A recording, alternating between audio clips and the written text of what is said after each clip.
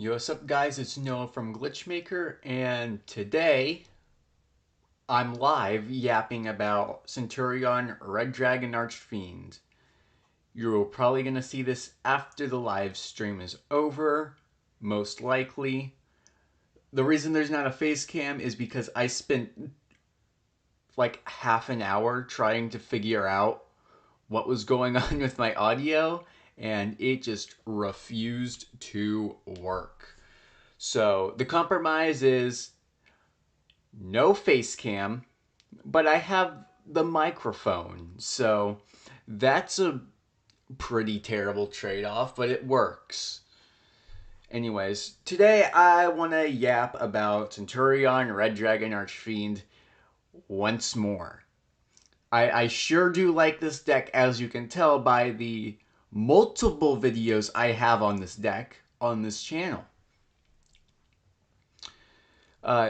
Reb's Cards recently uploaded a list not too long ago where he cut most of the bricks and ended up playing 43. So I'm like, I could probably cut this down to 40 pretty easily, streamline it a lot more. And this is how I got to this concoction. I do have a lot of differences in my build compared to Rev's build, but I will go over those later. For now, I will be giving the card by card.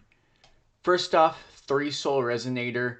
It's your best RDA starter. 3 Bone Archfiend, the best RDA extender. 2 Vision. 2 Stone Sweeper. We're just using it for the Rhoda effect. Sometimes it's special summon effect when there's a field spell in play comes up, but it doesn't come up often. But if it does, it's going to come up. It's going to be good. 2 Crimson Gaia, aka the most busted piece of legacy support probably ever. 1 Red Zone. This card is really good. Probably one of the best continuous traps RDA could have asked for. It's unfortunately has to be specifically Red Dragon Archfiend or a synchro that mentions it, so you can't. It's not live with Abyss or something, which is very unfortunate. It should, for the Bystial package, we're on 2 Lubellion, my male wife, Druiswurm, 2 Baldrake. I would be on 2 Druiswurm, I just only have the 1 copy. 1 copy of Regained. This card is also broken. Centur-Ion package, 1 Primera, 1 Trudea. I still hate her, but she's not as bad in this list. Centur-Ion Gargoyle II. 3 Stand Up, 2 copies of Emblema Oath. And hand traps 3 Ash, 3 Imperm, 3 Nib, double Ghost Ogre, 1 Called By. Extra deck, 1 Red Rising, 1 Scarred, 1 RDA, 1 Scarlight, 1 Kuibelt, 1 Hot Red, 1 Dis Pater, 1 Supernova, 1 Primera Primus, 1 Auxila, 1 Legatia, 1 Crimson Dragon, 1 Cosmic Blazar, Chaos Angel, SP. Side deck, we have 3 Veiler, 3 Chaos Angel, Saranir, Thrust, 2 Talons, 2 Eclipse, Fiendish Golem, double D Barrier. So let's get into the fundamental differences. I'm on 3 Soul. It's mainly because I prefer running 3 Soul because it doesn't hard lose to Droll, which does come up. If you Stone Sweeper for Soul and they Droll you and that Droll resolves, you're kind of screwed. One noticeable difference about there being 3 Soul on this list, though, is that you have a slightly longer grind game because you have 1 more name to Foolish with Bone. Doesn't sound like a lot, but it did come up in testing. Another thing, I am not on the Flame Crime package. This is because A, I still don't like Flame Crime. B, I'm setting up a very different end board than what Revs was setting up. I am playing as low to the ground as humanly possible. I am playing around Bystials, I'm playing around Nib, I'm playing around Typhon, which funnily enough came up at locals, which is hilarious. Bystials, they're just strong. Doesn't really matter what format. Bystials are just decent at worst and cracked at best. Centur-Ion Engine, Trudea. I hate this card so much. I legitimately think she is one of the worst draws you can have for the Centur-Ion Engine. Basically, if you draw her, your Centur-Ion Engine isn't really going to play around Nib as well as you'd want it to, which is so annoying because, you know, the one time you open Trudea, or in my case, every time you open Trudea, your opponent has Nib and they nib you. It also feels really bad to draw multiple stand-up, but it's not the end of the world. What's really bad if you draw multiple stand-up in a gargoyle. Spoiler alert, that has happened to me. I cut down to 2 Emblema just for the fact that I just needed to make space.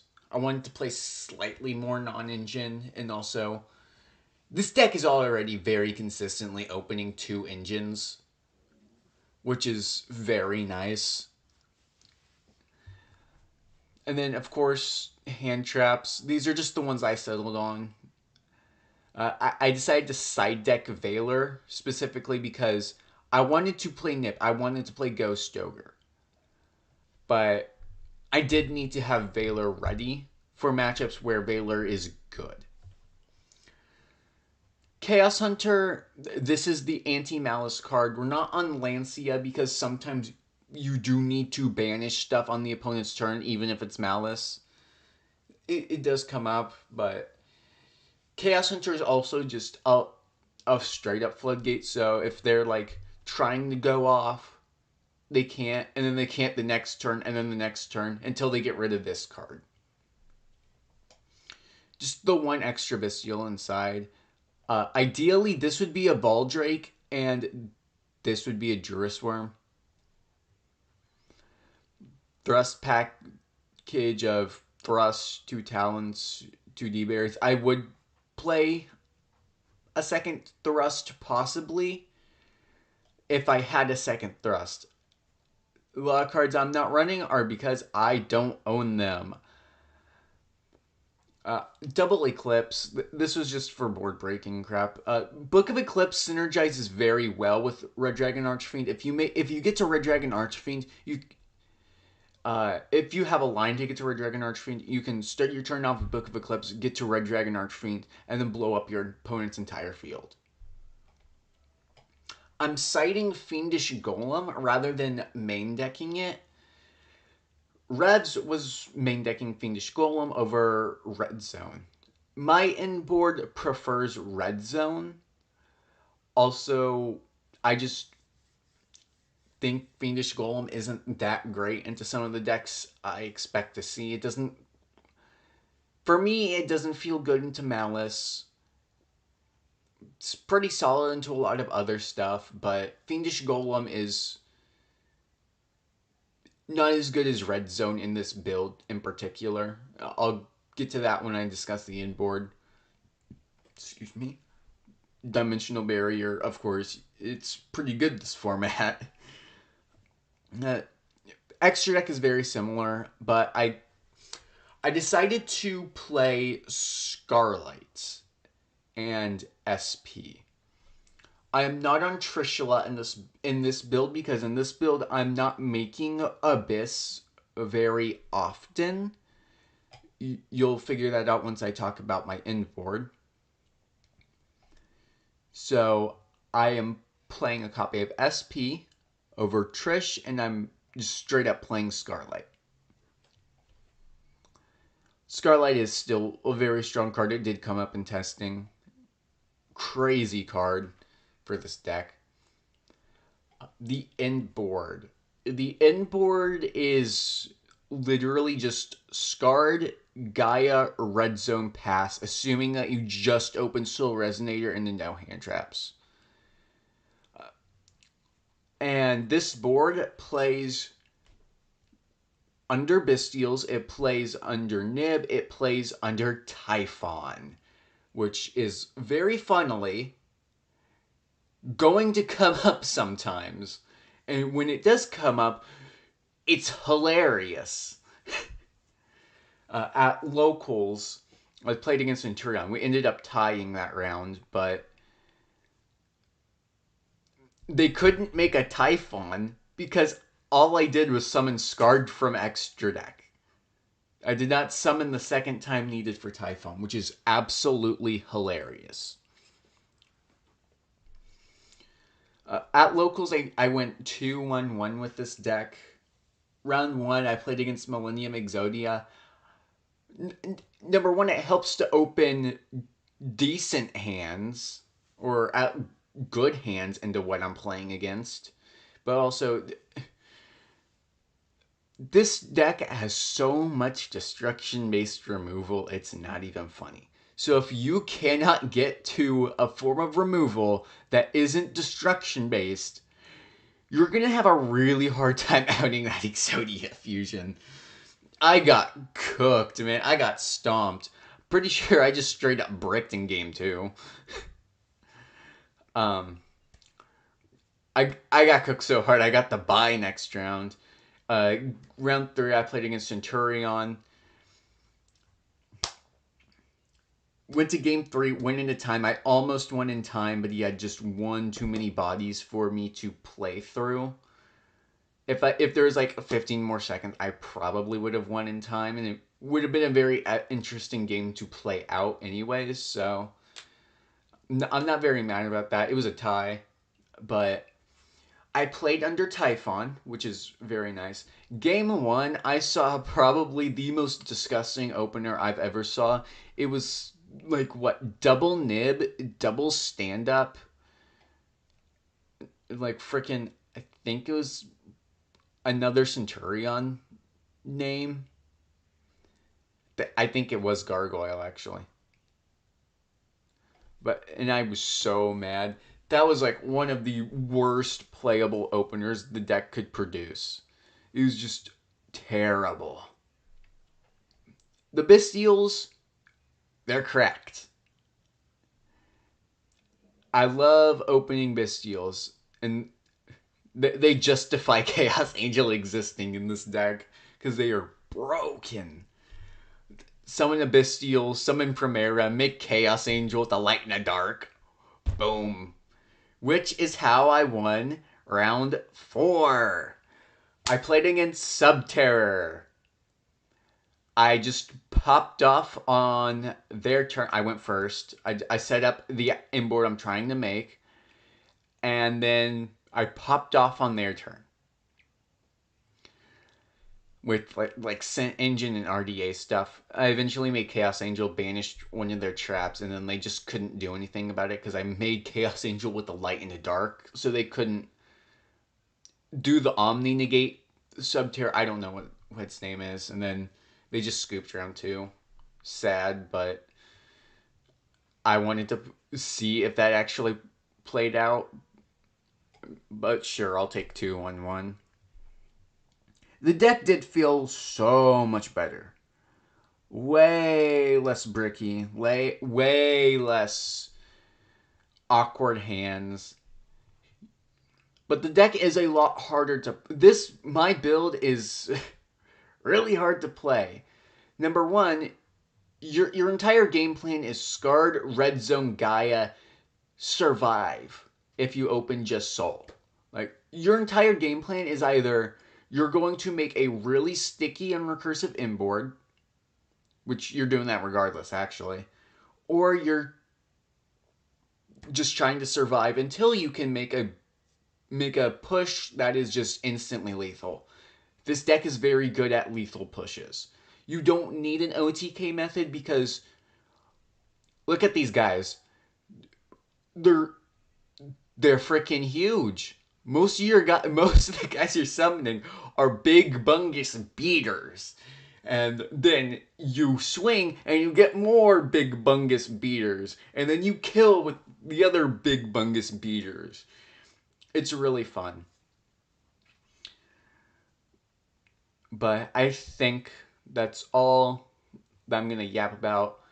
I think I will do a test hand just to show what the deck is trying to accomplish.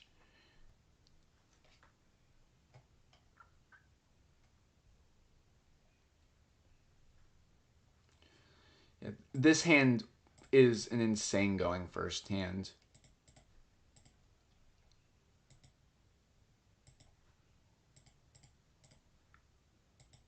This is one of those hands where you kind of wish you had an extra search target with Soul. But it's aight. So we'll just start with that.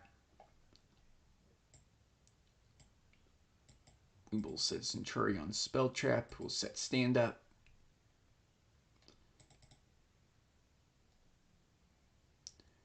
We'll Stand Up, pitch a bone, place.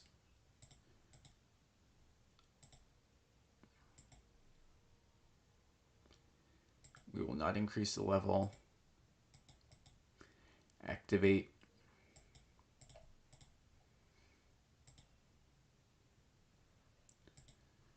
We've got Primera in back row now. Summon Primera. I like just making Auxila. We do have a Bystial in hand, which is nice. Still, I think I'm going to send Stand Up.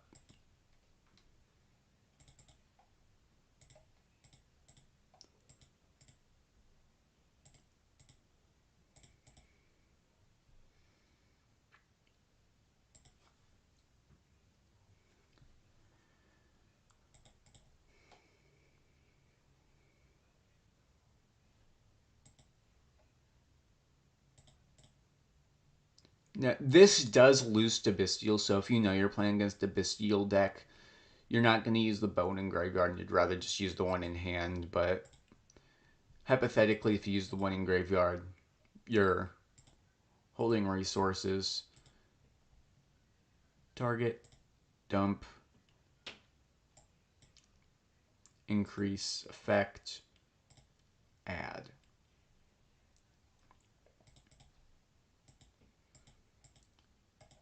Now we just make Scarred, set, activate, fire it off, get the Vision Engraved back to hand, in phase Auxila, place Primera. And this is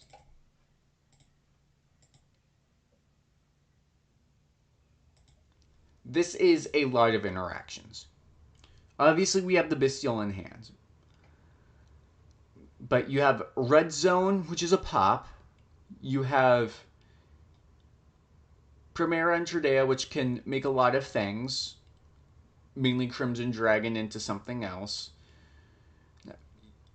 A lot of your cards just straight up can't really be destroyed at all.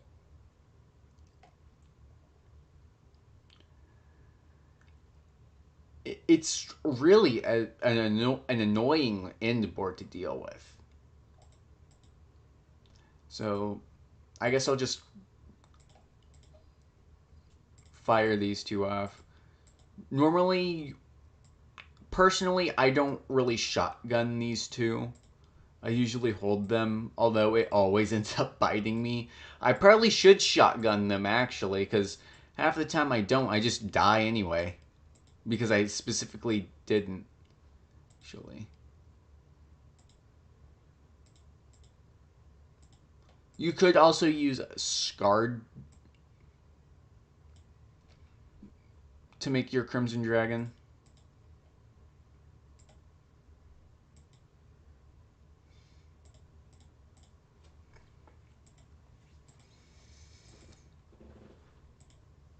And then there's Lubellion.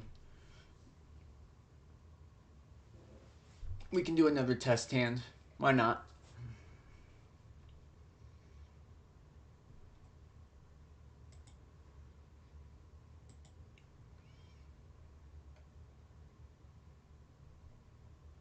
I really wish I had my face cam up.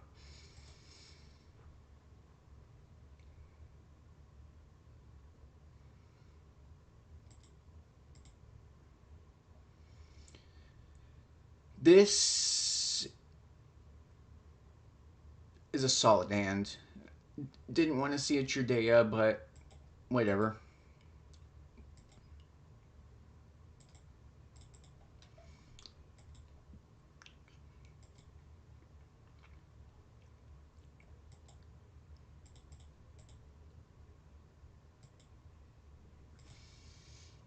You could technically hold the Trudea for next turn and then do the Scent Engine then.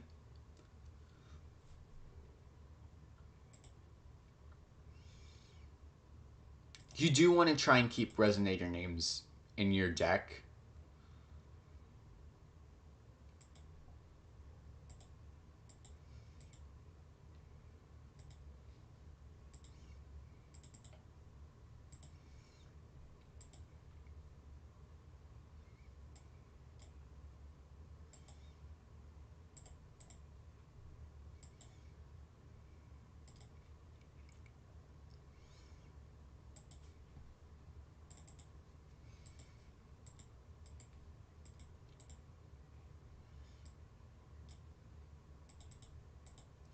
This is an inboard. This is the inboard you're trying to achieve because it's just annoying. It's really annoying to deal with this inboard for no real reason. Hypothetically, yes, you could just Emblema Oath right here, but let's just pretend this and this were hand traps. This is like a really annoying board. Like if you had like Ash Ghost Ogre in hand, this is really annoying to deal with. Because you have red zone that's going to destroy something. If your opponent banishes this guy from your graveyard, you're summoning him back. Or hypothetically, if you had a Bystial, you could summon him back. Crimson Gaia is going to make it to where if they blow him up for some reason, oh, now you have two big bunguses on your board. It's just really annoying. And that's the entire idea behind your turn one setup. Be annoying to kill and survive until you can make a huge lethal push.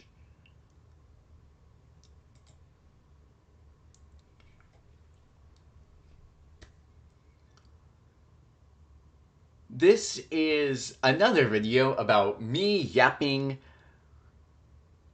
about Centur-Ion Red Dragon Archfiend. I'm sorry I did not have the face cam today because someone's little machine didn't want to work right today, but it's alright. If you enjoyed this video, please let me know because I am probably not going to stop doing Centur-Ion Red Dragon Archfiend stuff in the future. This is Noah from Glitchmaker, and I'm out of here, baby.